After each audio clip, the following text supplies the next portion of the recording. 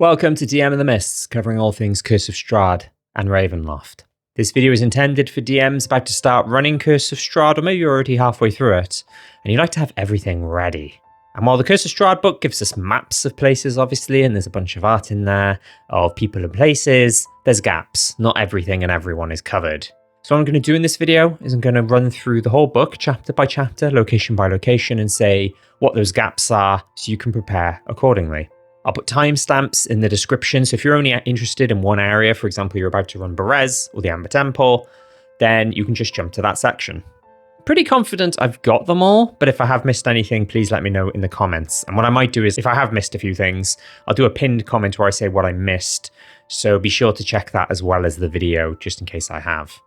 It's kind of split into three parts, so there'll be landscape art, NPC art, and maps. On the landscape art front, I'll primarily, if not entirely, be showing examples by James's RPG art, who's done artwork of pretty much every location you can think of in Curse of Strahd and Barovia, and his Patreon offers animated versions, which are really cool. NPC art, obviously a lot of people have done different artwork of different people in Curse of Strahd, but I'm primarily going to be showing examples from Moonberry Maple and Caleb is drawing for any gaps. If at least one of them is drawn, the NPC I'm talking about, I'll try and show it.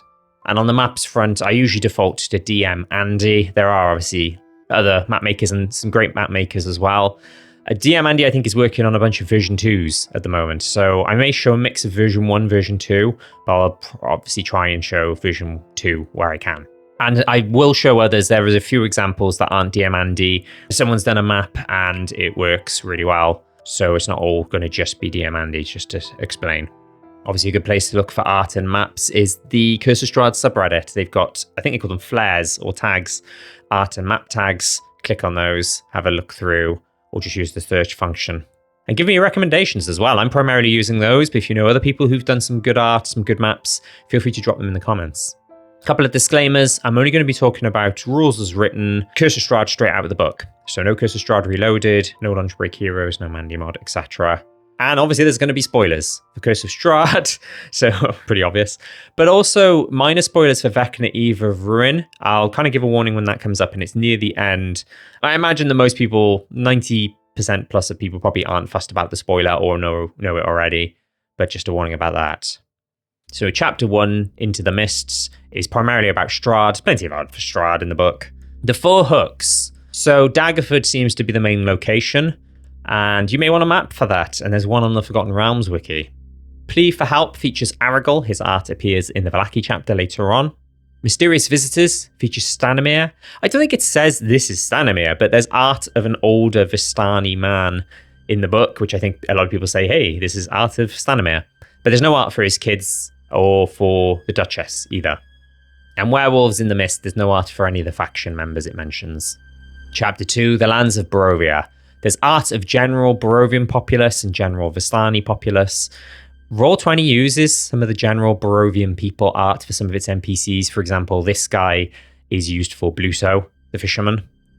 There's no art for Barovian commoners or scouts mentioned in the random encounters section. And in terms of the areas of Barovia, well, obviously we get a map of Barovia. And there's art of the gates of Barovia. James's RPG art has done his own version of the gates. If you want to use that, if you're using his other art, it's a bit more consistent. There's no maps of the gates of Barovia themselves. DM Andy has one, though. There's no maps or art of Svarlich Road or Svarlich Woods, which is surprising given that, there's random encounters that can happen between locations. You could use DM Andy's maps, James's art for that. And then the art front and maps front, there's nothing for River Evilis Bridge, that's Area D. The River Evilis Crossroads, that's Area F. Sir Pool Encampment, Area G. There is a map for that, but no art. Sir Falls, Area H. Black Carriage, Area I. Lake Zarovich, Area L. Mad Major Baratok, Area M. Or Luna River Crossroads, Area P. I don't think there's art for even James's art. I'm not sure if he's covered Raven River Crossroads, which is Area R, just FYI. And going back to Lake Zarovich, Area L, there's no art for Arabelle or Bluto. And going back to Mad Mage, Area M, there's no art of the Mad Mage himself. Chapter 3, The Village of Barovia. James has covered the village, as if you're kind of walking down the main thoroughfare or street or whatever. The Burgomaster's mansion, this is talking about Ismark and Irena's home, not the one in Vallaki, obviously. I think this is one that he's only done fairly recently in like the last few months. There's the church, Death House, and the March of the Dead event, which is probably one of my favourite pieces of his. And the book contains a map of the village and a map of the church in the basement and Death House in Appendix B. But one really cool map I found was by a group of map makers, 2 women called Dungeon Madams. They did a map where you can see the interiors of every single house in the village of Barovia. It's incredible. I think it said it took them a very, very long time to make it. It was on Patreon, and they were on Patreon, but I think they stopped making maps. They had like real life commitments, and so they felt guilty charging people a monthly fee but not producing anything new. So they closed their Patreon, but I think you can still grab that one on Reddit. I'll include a link in the description. DM Andy's done his own version of the church, plus Bildrath's Mercantile, the Burgomaster's mansion, the streets, and the outskirts of the village. I think we're getting a map of the Blood of the Vine Tavern soon in Ravenloft: The Horrors Within, the new Ravenloft book that's coming out soon. Or it might just be an exclusive with Beadle and Grimm's when they do their box sets. They've got an adventure called Dread Tales from the Warehouse, and I think that's where Blood of the Vine Tavern is going to be. But hey, there could be a new map with that. NPCs wise, there's quite a few here. We've got art of Irena, Ismark. I'm not going to show everyone. Mad Mary, Donovich, Doru, and Morgantha, although Morgantha's art is in the old Bonegrinder chapter. But people who are missing include Bildrath and Parrywimple in the shop, Arik the barkeep, and the 3 Vistani owners in the tavern. And you probably don't need art of Kolyan, that's Ismark and Irena's deceased father, because he's dead. Unless you plan to change that. I've heard of some DMs who have him be alive when they first arrive, but then he dies when the PCs are there. Chapter 4, Castle Ravenloft. James's castle art covers every Strahd Taroko location, so that's the Overlook, the Study, and so on. But he's also done the Approach/Exterior, the Heart of Sorrow, and the Catacombs as a whole. The maps in the book are isometric. This is done as a nod to the original I6 Ravenloft adventure where they were isometric in that. It's funny seeing DMs say, why are they isometric? When, you know, the discussion comes up on either Reddit or Facebook group I'm a part of. And, well, it's because it's a nod to that adventure. You can get top-down maps from various people and places. There's 2 map packs on DM's Guild. I'll include links in the description. If you get the module on Roll20, in addition to including the isometric maps, they also have top-down maps, which is pretty handy. Otherwise, there's DM Andy and others. NPCs-wise, it's probably actually easier to say who we don't have art for than who we do, because a lot of the people in the castle are covered. But the ones that we don't have are the maid Helga in K32, the ghost of Piddlewick in K36, not to be confused with Piddlewick 2, the puppet, Sasha, K84 Crypt 20, Petrina, K84 Crypt 21. We have got art of her in her ghost banshee form, but not her, I guess, I was going to say human form, she's an elf, her elven resurrected form. And Sir Klutz in Crypt 33, although I imagine most people probably just use the Phantom Warrior art for that. Chapter 5, Vallaki. James covers pretty much every main area. Maps we don't have include the church, N1. It says you can reuse the village of Barovia one, which I've always thought was a bit odd because it's like twice the size. Morvold Press is a map maker who's done a map of the church and the surrounding areas, and possibly more of Vallaki. I think it's kind of similar to the Village of Barovia Dungeon Madams one I showed earlier, where they're trying to show, like, map the whole village and then the interiors of important buildings such as the church. And then we got the map of the inn and the Burgomaster's mansion and the Vokta house and the coffin shop as well, but not Arasek's stockyard, N5, Blinsky's toy shop, N7, and the town square, N8, or just houses in general. DM Andy's done a bunch of those, I believe, but he's also done a streets map as well. So, which I think incorporates Blinsky's shop. It's kind of like the sort of the junction, or what would you call it in America? Do you call it junctions? Cross-section? Intersection? Near his shop. NPCs who are missing include Father Lucian and Jeska in the church. At the inn, we haven't got the Vokta brothers, that's Nikolai and Karl. We have Van Richton, but not his Rictavio disguise. So the Curse of Strahd subreddit once commissioned some NPC art and spread across 2 posts, 8 people per post, so a total of 16 people. And Rictavio was one of them, so you could use that. I also saw a great one, which I'll share a link in the description, where it's done in the exact same style and pose as Van Richton's sort of side-on art. It's great. The Burgomaster's mansion, we have the Baron and the Baroness, but some folks swap them out because the official art is really creepy and immediately gives people a really bad impression of them, so you might want to consider the same. We do have art for Isaac, but it's quite small and unclear because it's the one where it's joined with Casimir and Petrina. And there's no art for Victor, the the servants, or Udo, that's the guy who's locked in a closet or something. Vokta House, N4. We have Art of Fiona, but some folks swap it out because the whole imp on the shoulder thing is a bit of a spoiler and a giveaway. I found versions online through the Google image search that show her without the imp. It's like the official art, but with the imp blurred out or cut out. There's none for Ernst, her sons, as mentioned earlier, her deceased husband Nikolai, who can be resurrected and be a fated ally option. And there's no art for Stella, her daughter, who's also a possible fated ally, or the servants. Arasek Stockyard, we don't have art for Gunther and Yelena Arasek. Coffin Maker's Shop, we have art of Henrik, but it mentions Vasily, and there's no art for Vasily. That Reddit commission thing I mentioned a minute ago, like I said, I'll include links in the description, has art of Vasily if you need it. And the Vistani camp, we have art for Aragul, Luvash, and Casimir, but there's no art for Alexei or Arabelle. Chapter 6, the old Bonegrinder. James's art, it shows the windmill in the distance, but also has done art for the megaliths nearby. There's official maps of the windmill, and Diamandi's done the megaliths as well. There's art of Morgantha, but not of her two hag daughters, Bella and Ophalia, or the kids who can be rescued, Freak and Myrtle. Chapter 7, Argynvostholt. James's art is great. There's official maps. We have got Vladimir and Godfrey NPC-wise. Vladimir's is in the appendix section, not in that chapter. I found some art of Argynvost in human form. That's, again, that Reddit commission I talked about. So that could be an option if he gets resurrected or, he gives some sort of vision and he's seen. If you wanted Argynvost in his dragon form, you could probably just use the adult silver dragon art from the monster manual. Savid, the Dusk Elf who's injured in Q11, there's no art for him. And Kolya, the Vistana in the special delivery special event, not to be confused with Kolyan, who's Ismark and Irina's father. That'd be a weird twist. Chapter 8, Krezk. James's art shows not only the town, but also the approach and the gates, the shrine, and the abbey.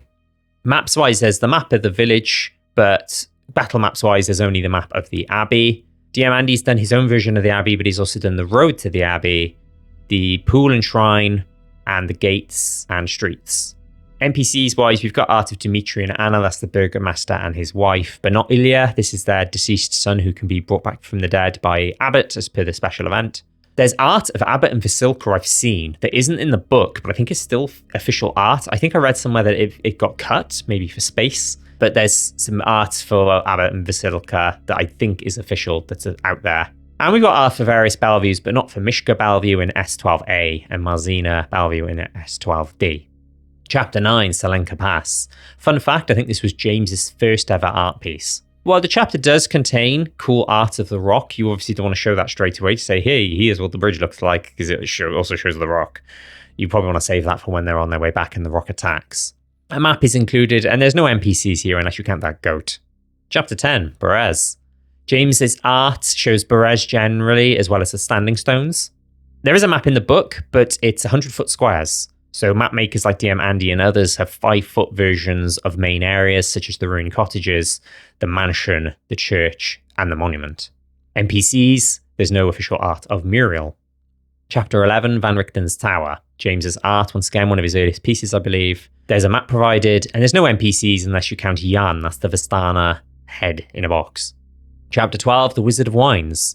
James has done art, and maps provided. NPCs-wise, we only have art of Davian, so there's no Adrian, Elvia, Stefania, Dag, and the kids, so the rest of the Martikov family that live at the winery.